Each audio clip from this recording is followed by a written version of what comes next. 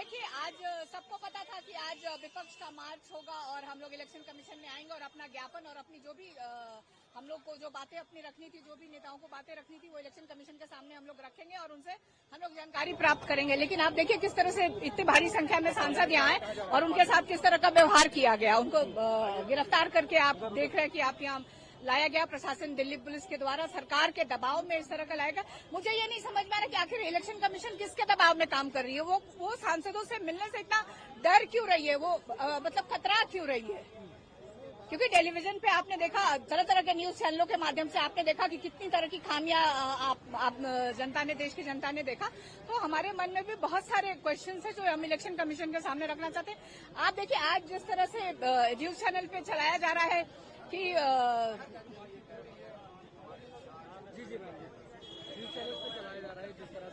आपने देखा कि एक मल्टीपल वोटर्स है या ये है और कहा गया जो सरकार के सूत्रों के हवाले से एक बहुत न्यूज एसआईआर के ऊपर आया कि बहुत सारे विदेशी नागरिक हैं, बांग्लादेशी हैं, आपको म्यांमार के।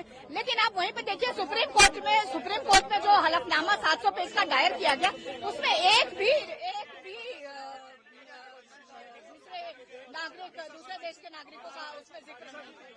देखिए, आज सबको पता था कि आज विपक्ष का मार्च होगा और हम लोग इलेक्शन कमीशन में आएंगे और अपना ज्ञापन और अपनी जो भी हम लोग को जो बातें अपनी रखनी थी, जो भी नेताओं को बातें रखनी थी, वो इलेक्शन कमीशन के सामने हम लोग रखेंगे और उनसे हम लोग जानकारी प्राप्त करेंगे। लेकिन आप देखिए किस तरह से इतनी भारी संख्या में सांसद यहाँ आए और उनके साथ किस तरह का व्यवहार किया गया। उनको गिरफ्तार करके आप देख रहे हैं कि आप यहाँ लाया गया प्रशासन, दिल्ली पुलिस के द्वारा सरकार के दबाव में इस तरह का लाएगा। मुझे ये नहीं समझ में आ रहा कि आखिर इलेक्शन कमीशन किसके दबाव में काम कर रही है।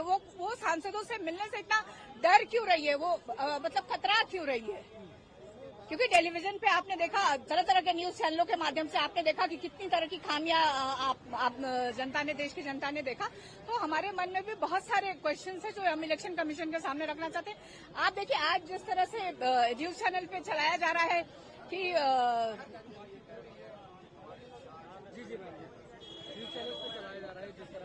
आपने देखा कि एक मल्टीपल वोटर्स है या ये है और कहा गया जो सरकार के सूत्रों के हवाले से एक बहुत न्यूज एसआईआर के ऊपर आया कि बहुत सारे विदेशी नागरिक हैं, बांग्लादेशी हैं, आपको म्यांमार के। लेकिन आप वहीं पे देखिए सुप्रीम कोर्ट में जो हलफनामा 700 पेज का दायर किया गया, उसमें एक भी दूसरे देश के नागरिकों का उसमें जिक्र नहीं है।